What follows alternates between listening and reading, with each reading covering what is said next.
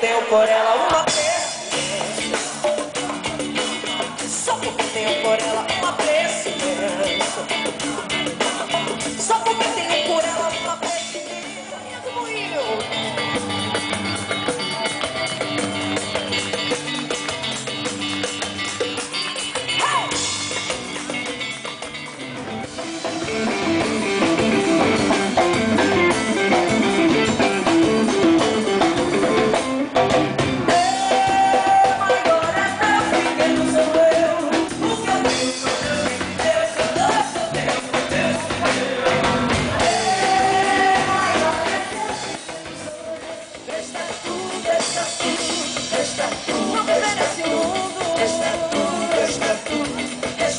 Se não há outro mundo,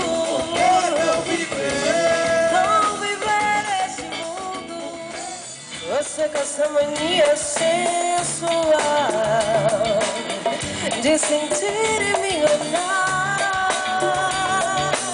Você com esse seu jeito contagiante, amor, fiel e sutil de lutar. Não sei não, assim você acaba me conquistando.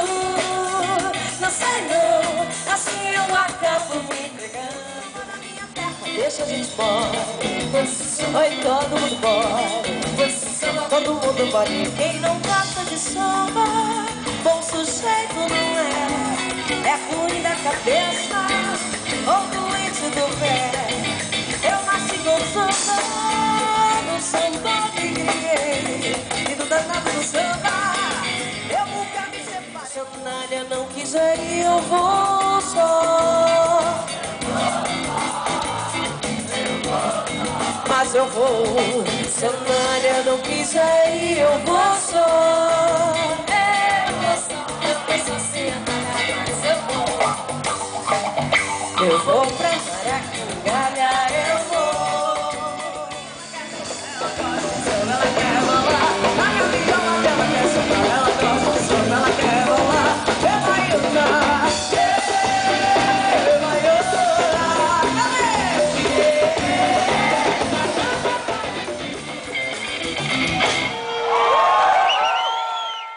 E é bacana participar dessa festa da gambiarra, porque a gente sabe que é uma coisa que surgiu um pouco assim como a história do moinho.